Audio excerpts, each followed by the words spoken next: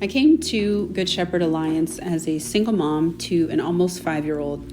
We had found ourselves in a cycle of homelessness, if you will, but never experienced it like you would see in the movies. I thought that homeless shelters were going to be, roach infested, no privacy, no means of actually having a sense of dignity. But Good Shepherd Alliance, they really, really, really changed that image in my mind. Going back a little bit, I became a Christian actually in college when so many people were, in a sense, losing their Christianity, or at least, stepping out on it and trying other things that they had not been able to before. And so I found myself following Jesus and also wrestling with just my own desires and my own plans. I finally graduated from the University of Virginia and shortly found myself with child. At that point, my biggest goal in life was just to graduate college. And not only did I do that, but at a public Ivy. Unfortunately, my vision was very limited and I didn't really know what to do with my life thereafter.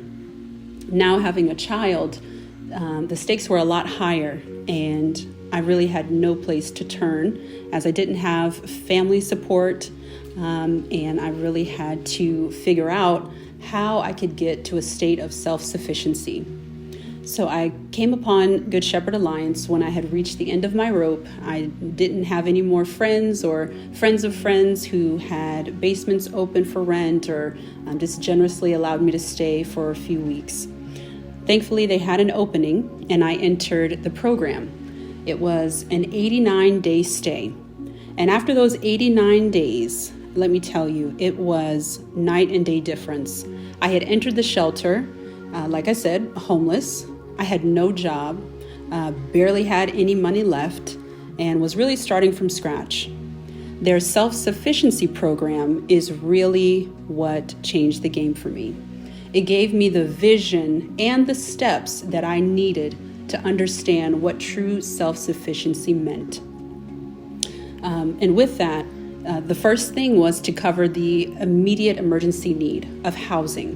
When I got to the shelter, I was awestruck by the beauty of it, that we had our own rooms, that there was an area for the kids to play in, that it really felt like home. And I had roommates. Was so thankful for the woman at the time, Miss Grace, who was like a grandma that just, loved on you, and she kept it real. She kept it real. And, as things happen between women, especially women with their children, she was just a beacon of hope and just helped us all stay grounded and reminded us to be kind to one another because we were all going through different things. And instead of trying to, be catty, why not uplift one another and give grace? And so really have fond memories of Miss Grace, God rest her soul. With this stay in the shelter, there came opportunities to get other things thanks to the thrift stores, which I understand now they have 4 locations. And with wonderful donations such as the ones that you may be about to give with buying from these thrift stores or even donating things like furniture and clothing, the needs of the women and children were provided for. And so I was empowered. Thankfully, I did have a car. That was pretty much the only thing I had going for me at the time. It was really great to be able to have those gas vouchers to go on job interviews, to drive my child to school, and to be able to just get to and fro without any issues. Going back to the 6 steps, another thing that really helped in that was learning more about being financially savvy. One of the great things was that they had an escrow account set up so that I was saving in the process of earning. I was able to secure a temporary job that then converted to full-time. And thankfully, at the end of those 89 days, I'm happy to share that I got that full-time job. I actually had housing secured because I applied for, I believe it's the rental assistance program through HUD, and had my first apartment ever. So within those 89 days, so much had changed, and it was through the empowerment of the donations, the people, the volunteers, the case managers, allowing me the space and the freedom to do what I knew I needed to do, but I didn't have the mental burden of wondering, oh, is this landlord going to kick me out because, they just want their house back? No, there was none of that. It was a place that was safe.